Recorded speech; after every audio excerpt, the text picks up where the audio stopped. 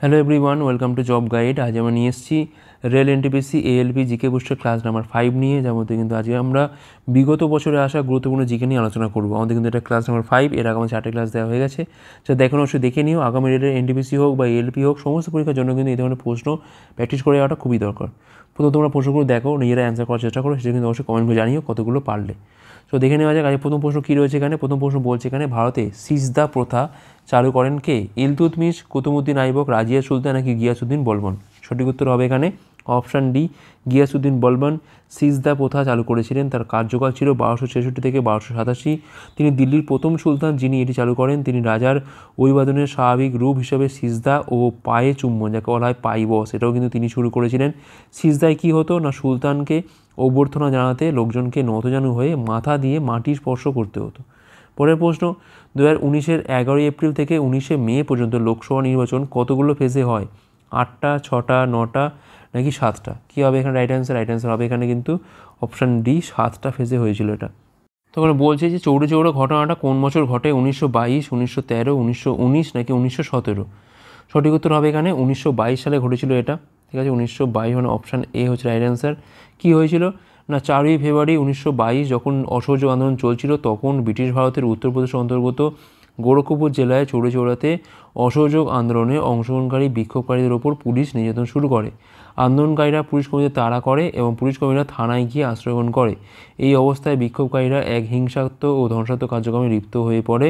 তারা একটা পুলিশ থানায় আগুন দিয়ে দেয়। তাহলে কী হয় না, পুলিশ কিন্তু গুলি চালায়। এই ঘটনায় 3 জন নাগরিক ও 23 জন পুলিশ সদস্যের মৃত্যু হয়। তো এই ঘটনার জন্যই কিন্তু গান্ধীজি অসহযোগ আন্দোলন স্থগিত করে দেন। পরের প্রশ্ন, tata institute of fundamental research কোথায় অবস্থিত? এটা মুম্বাই, কলকাতা, বেঙ্গালুরু নাকি চেন্নাই? সঠিক উত্তর হবে এখানে মুম্বাইতে এটা অবস্থিত, অপশান এ। পরের প্রশ্ন, নিম্নের কোনটি lie detector machine? Tachometer, telescope, photometer নাকি পলিগ্রাফ? পলিগ্রাফ দিয়ে ঠিক বলছে না ভুল বলছে সেটা কিন্তু বুঝতে পারা যায়। মোটামুটি এটা দিয়ে কী করা যায় না, এই পদ্ধতির মাধ্যমে কিন্তু রক্তচাপ, নাড়ির মতো বিভিন্ন শারীরবৃত্তীয় যে সূচক রয়েছে সেগুলো কিন্তু পরিমাপ করা হয়। রেকর্ড করা হয় কি কোনগুলো? শোষণ, ত্বকের পরিবাহিতা, এগুলো। কাউকে যখন প্রশ্ন করা হয় তার শরীরে কী কী পরিবর্তন আসছে সেটাকে কিন্তু মনিটর করার মাধ্যমে সে ঠিক বলছে না ভুল বলছে সেখান থেকে আমরা জানতে পারি। পরের প্রশ্ন, সাহারা মরুভূমি নিম্নের কোথায় অবস্থিত? দক্ষিণ আফ্রিকা, উত্তর আফ্রিকা, ইরান নাকি অস্ট্রেলিয়া? সঠিক উত্তর হবে এখানে কি না, উত্তর আফ্রিকাতে রয়েছে সাহারা মরুভূমি। পরের প্রশ্ন, নিম্নের কোনটি কম্পিউটারের primary memory? RAM, DVD, USB নাকি সিডি? তো প্রাইমারি মেমোরি মানেই কিন্তু এখানে হবে র্যাম, র্যান্ডাম অ্যাক্সেস মেমোরি।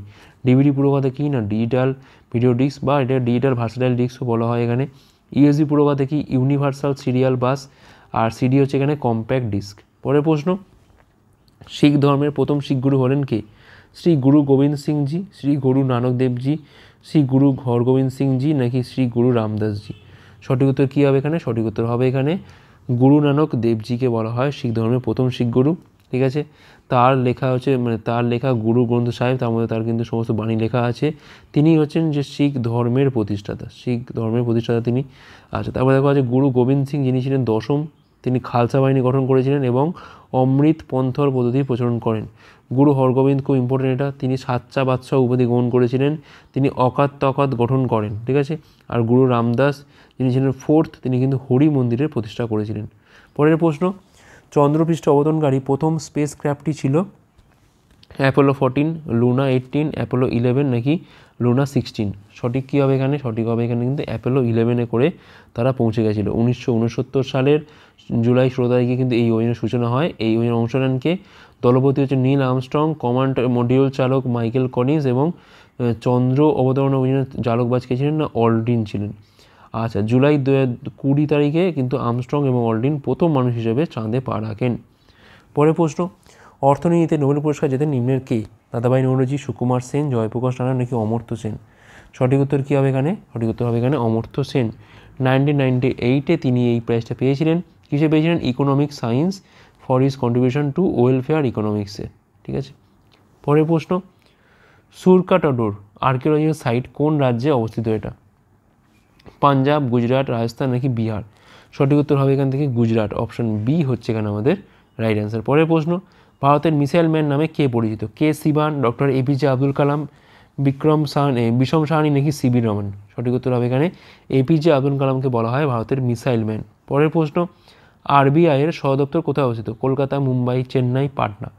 সঠিক উত্তর হবে এখানে মুম্বাইতে। অপশন বি হচ্ছে রাইট অ্যান্সার এখানে। এটি ভারতের রিজার্ভ ব্যাঙ্ক আইন 1934 অধীনে 1 এপ্রিল 1935 সালে এটা কিন্তু স্থাপিত হয়। আর এটা কিন্তু 1949 কী করা হয়? ন্যাশনালাইজেশন করা হয়, রাষ্ট্রায়ত্তকরণ করা হয়। হেডকোয়ার্টার কোথায় আছে? না মুম্বাই। বর্তমান গভর্নরকে শক্তিকান্ত দাস। পরের প্রশ্ন, প্রোটোপ্লাজম শব্দটির প্রবর্তন করেন কে?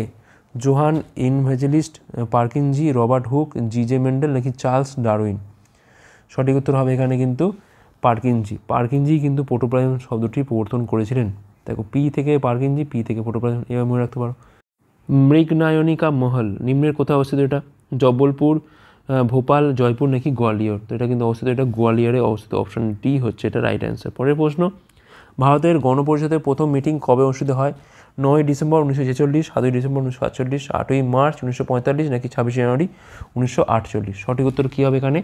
9 ডিসেম্বর 1946-এ গণপরিষদের প্রথম মিটিং অনুষ্ঠিত হয়। পরের প্রশ্ন, নিম্নের কোনটি পানি কলা নয়? এপিথেলিয়াল কলা, মেরিস্টেমেটিক, সংযোগী নাকি পেশি কলা? সঠিক উত্তর কী হবে এখানে? মেরিস্টেমেটিক কলা কিন্তু এটা প্রাণী কলা নয়। পরের প্রশ্ন, সার্কের অন্তর্গত সদস্য দেশের সংখ্যা কত? সার্কের মধ্যে কতগুলো দেশ রয়েছে? 4টে, 5টা, 7টা নাকি 8টা? সঠিক উত্তর কী হবে এখানে? 8টা দেশ কিন্তু বর্তমানে রয়েছে। 1985-এর 8ই ডিসেম্বর ঢাকাতে কিন্তু সার্কের সার্ক প্রতিষ্ঠা হয়। তার সার্কের হেডকোয়ার্টার কোথায় আছে? না ঢাকাতেই আছে। আর এই রাষ্ট্রগুলো কী কী আছে? না আফগানিস্তান আছে এর মধ্যে, বাংলাদেশ, ভুটান, ভারত, মালদ্বীপ, নেপাল, পাকিস্তান, শ্রীলঙ্কা, এরা প্রত্যেকে রয়েছে। পরের প্রশ্ন, ইন্দিরা গান্ধী আন্তর্জাতিক এয়ারপোর্ট কোথায় অবস্থিত? দিল্লি, চণ্ডীগড়, চেন্নাই নাকি মুম্বাই? সঠিক উত্তর কী হবে এখানে? দিল্লিতে এটা অবস্থিত। অপশান এ হচ্ছে রাইট অ্যান্সার। পরের প্রশ্ন, কপি করা টেক্সট পেস্ট করার জন্য কোন শর্টকাট কী ব্যবহার করা হয়? Ctrl+C, Ctrl+X, Ctrl+V নাকি Ctrl+P? সঠিক উত্তর হবে এখানে ভি ফর হচ্ছে পেস্ট। ঠিক আছে, Ctrl+C দিয়ে কী করা হয়? না কপি করা হয়। Ctrl+X দিয়ে কী হয়? না কাট হয়। প্রিন্ট কী হবে? Ctrl+P দিয়ে হয় প্রিন্ট। পরের প্রশ্ন, কেন্দুলি মেলা কোন রাজ্যে অনুষ্ঠিত হয়? রাজস্থান, মধ্যপ্রদেশ, পশ্চিমবঙ্গ নাকি উত্তরপ্রদেশ? সঠিক উত্তর হবে এখানে ওয়েস্ট বেঙ্গলে কিন্তু এটা অনুষ্ঠিত হয়, কেন্দুলি মেলা। তো এখানে বলেছি যে উজ্জয়িনীতে পরবর্তী কুম্ভ মেলা কোন বছর অনুষ্ঠিত হবে? 2022-এ, 2023-এ, 2028-এ নাকি 2025-এ? কী হবে এখানে? 2028-এ কিন্তু আবার নেক্সট কুম্ভ মেলা হবে উজ্জয়িনীতে। ওকে, দেখো কুম্ভ মেলা হচ্ছে একটা হিন্দু উৎসব। এই উপলক্ষে ধর্মপ্রাণ হিন্দুরা তীর্থ স্নান করতে আসেন। বিশ্বের বৃহত্তম শান্তিপূর্ণ সমাবেশ হিসেবে রেকর্ড করেছে। সাধারণ কুম্ভ মেলা কিন্তু আমাদের 4 বছর অন্তর অন্তর হয়। এটা কিন্তু এবারে হয়েছে কত? 2024-এই হয়েছে এটা। ঠিক আছে, প্রতি 6 বছর অন্তর অন্তর কী হয়? অর্ধ কুম্ভ হয়। কোথায় হয়? হরিদ্বারে হয়, এলাহাবাদে হয়। আর প্রতি 12 বছর অন্তর কী হয়? এখানে কিন্তু হবে এটা পূর্ণ কুম্ভ, যা হয় কিন্তু প্রয়াগ, হরিদ্বার, উজ্জয়িনী, নাসিক এই জায়গায় হয়। প্রতি 140 বছর অন্তর অন্তর আবার প্রয়াগে হয় মহাকুম্ভ, গঙ্গা, যমুনা, সরস্বতী নদী সঙ্গমে। Why I M A Hindu বইটি লেখককে? সালমান রুশদি, চেতন ভাগাত, শশী থারুর নাকি ভীষ্ম সাহানি? সঠিক উত্তর কী হবে এখানে? শশী থারুরের লেখা হচ্ছে why I M A Hindu. পরের প্রশ্ন, নিম্নের কে ইউনাইটেড নেশনস শব্দটি প্রথমবার ব্যবহার করেন? Winston Churchill, Franklin D Roosevelt, Joseph Stalin নাকি ভ্লাদিমির লেনিন? কী হবে এখানে? রাইট অ্যান্সার হবে এখানে ফ্র্যাঙ্কলিন ডি রুজভেল্ট। তিনিই কিন্তু ইউএন বা ইউনাইটেড নেশন শব্দটা প্রথম ব্যবহার করেছিলেন। আর লাস্ট কোশ্চেন, একজন প্রাপ্তবয়স্ক হৃৎপিণ্ডের গড় ওজন কত? 255 গ্রাম, 300 গ্রাম, 390 নাকি 240 গ্রাম? দেখো অন অ্যান অ্যাভারেজ কিন্তু এটা হবে কত? না 300 গ্রাম। অপশান বি হচ্ছে এখানে আমাদের রাইট অ্যান্সার। তো এই ছিল আমাদের ক্লাসটা কেমন লাগলো সে লাইক করে জানাও, কতগুলো পারলে সে কমেন্ট করে জানাও, শেয়ার করার জন্য পরে পাঠকের জন্য ভিডিও দেখার জন্য অনেক অনেক ধন্যবাদ।